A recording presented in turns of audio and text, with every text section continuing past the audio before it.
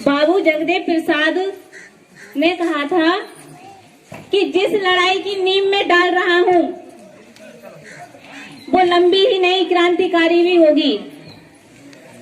उसमें लोग आएंगे जाएंगे लेकिन ये धारा रुकेगी नहीं। उसमें लोग आएंगे जाएंगे लेकिन ये धारा रुकेगी नहीं। और इसी को सोच के उन्होंने शोषित समाज पार्टी का निर्माण किया था, उसकी स्थापना की थी, अपने समाज को जागरूक करने के लिए, आगे बढ़ाने के लिए, बहुजन समाज के लिए। उन्होंने कहा था कि इस लड़ाई में पहली पीढ़ी के लोग मारे जाएंगे, दूसरी पीढ़ी के लोग जेल जाएंगे और तीसरी पीढ़ी के लोग राज करेंगे। ये कहना था हमारे महापुरुष का।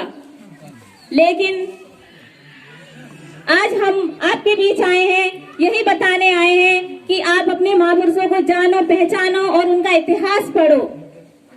यहाँ पर बहुत कम संख्या है लेकिन ज्यादा होनी चाहिए थी। कोई बात नहीं, आप जितने भी लोग हैं जो भी बातें हमारी समझे सुने उनको समाज में बताएं और आगे वाले साल पे दोबारा हम आएंगे तो यहाँ पर संख्या ज्यादा होनी चाहिए। बाबा साहब ने कहा था कि मैं उस समाज की, किसी भी समाज की उन्नति, उस समाज की महिलाओं ने कितनी उन्नति कर ली है तब मानूंगा कि वो समाज उन्नत है या आगे बढ़ गया है। क्योंकि ज्यादा व्यवस्था खराब हमारे समाज की महिलाएं करती हैं। जेंट्सों को तो समझ में आ जाता है अगर उन्हें हम समझाते हैं तो, लेकिन हमारी महिलाएं नहीं चलने देती अपने आगे। उनको समझने की बहुत जरूरत है। यहाँ पर मैं आपको लेकर चलती हूँ पहले शिक्षा पर, कि आप अपने बच्चों को समय से उठें, सुबह समय से स्कूल भेजें और उनकी शिक्षा पर। साल हो गए देश को आजाद हुए, बाबा साहब ने संविधान बहुजन समाज के लिए भी लिखा था, आपको अधिकार दिए थे, लेकिन आपने उन अधिकारों को छोड़ दिया। आपने कभी पढ़ने की और समझने की कोशिश नहीं की। तो आपको इसलिए शिक्षा की बहुत जरूरत है। लेकिन जब आप समझे हैं, अब शिक्षित हो चुका है समाज, तो आपके बीच में एक नई व्यवस्था लागू कर दी है। आपके बच्चों को पढ़ने से रोका जा रहा है, उनको कमजोर किया जा रहा है पढ़ाई से। अब सोचो कैसे कमजोर किया जा रहा है, आपको बुरा भी न लगे और काम भी हो जाए।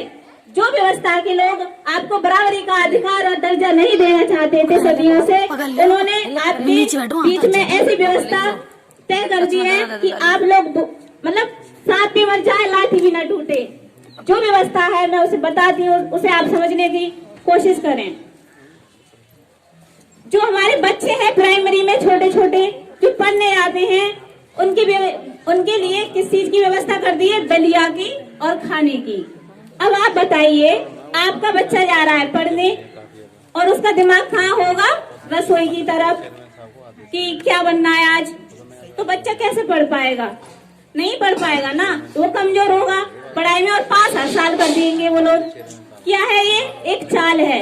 आपके बच्चे को पास करते जाएंगे और वो जब 10 क्लास में आएगा तब वो दिमाग से कमजोर होगा, क्योंकि उसने कुछ सीखा ही नहीं। उसका दिमाग तो दलिया में रहा था, खाने में। और आप इन बातों पर ध्यान नहीं दे रहे हैं। आप उनसे कहो स्कूलों में मास्टरों से जाकर कि हमने अपने बच्चे पैदा किए हैं तो उन्हें हम पाल भी लेंगे और खिला भी देंगे, लेकिन आप हमारे बच्चों को पढ़ाने का काम करें। ये इन पे कुछ आता नहीं है, नाम भी लिखना नहीं जानता 5-6 क्लास का बच्चा। तो आपको इन चीजों पर ध्यान देने की जरूरत है। और फिर जब वो कंपटीशन में जाते हैं सरकारी नौकरी में, तो वही लोग आपके बच्चों को कहते हैं कि ये आरक्षण वाले बच्चे हैं, ये आरक्षण की वजह से आगे बढ़ गए, इनको कुछ आता जाता नहीं है। क्योंकि आपकी जो नींव है वो तो कमजोर कर दी उन्होंने दलिया खाने में आपको लगा के। आपको स्कूलों में जाकर अपने बच्चों की शिक्षा पर ध्यान देना चाहिए और टीचरों से इस बारे में शिकायत करनी चाहिए कि आप खाना ना दें, हमारे बच्चों को पढ़ाएं। अब आपके जो स्कूल है शिक्षा प्राइवेट कर दी जा रही है। देखो, प्राइवेट का मतलब है किसी एक व्यक्ति के हाथों में बेचना। अगर सरकारी स्कूल को आप किसी धन्ना सेठ के हाथों में बेच देंगे और उसने अपने कब्जे में कर लिया वो स्कूल, जब वो अपने कब्जे में कर लेगा तो वो तो उसका मन करेगा इतनी फीस लेगा ना। क्या आपके पास इतनी व्यवस्था है कि आप 1000 या 2000 रुपए महीने की फीस भर सको? नहीं भर पाओगे।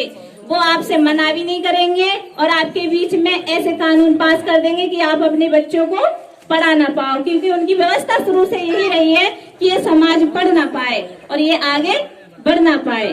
तो उन्होंने आपकी शिक्षा भी प्राइवेट कर दी है उसको भी कॉन्ट्रैक्ट में होने जा रहा है। किसानों की खेती तो कर दी है, आंदोलन चल रहा है देश में, किसान आंदोलन, लेकिन शिक्षा भी प्राइवेट की जा रही है आपकी। आपके बच्चे पढ़ लिख नहीं पाएंगे, कमजोर रह जाएंगे, भविष्य बिगड़ेगा आपका। क्या करोगे? उनकी फैक्ट्रियों में, कंपनियों में 2-2 हजार रुपए में काम करेंगे, करना पड़ेगा, मजबूरी है। जब पढ़ नहीं पाओगे तो भाई पेट पालना है, तो ऐसा व्यवस्था सेट कर देंगे देश के अंदर कि आप जहाँ कर भी कुछ नहीं कर पाओगे। तो इसीलिए आपको इन बातों पर ध्यान देना चाहिए, क्योंकि इसी बात पर मैं आपको एक छोटी सी बात लेकर समझाती हूँ कि एक अंग्रेज हमारे देश में आया था और वो मीडिया कर्मी था, मीडिया से समाचार लेता था देश की विदेश की आकर। तो यहाँ पर एक ऐसे व्यक्ति से बात की जो एंटीनाधारी होते हैं, जो सिर पे एंटीना बना के घूमते हैं, नाम नहीं लूंगी मैं, किसी जाति का समझ जाना, एंटीनाधारी है। उससे बात की एक से कि भाई एक बात बताओ, इस भारत देश में मूल निवासी बहुजन समाज 85% है और आप लोग 15% हो। आखिर एक बात बताओ, 4000 ने पत्रकार ने पूछा एंटीना वाले से, आप 15% 85% पे कैसे राज करते हो?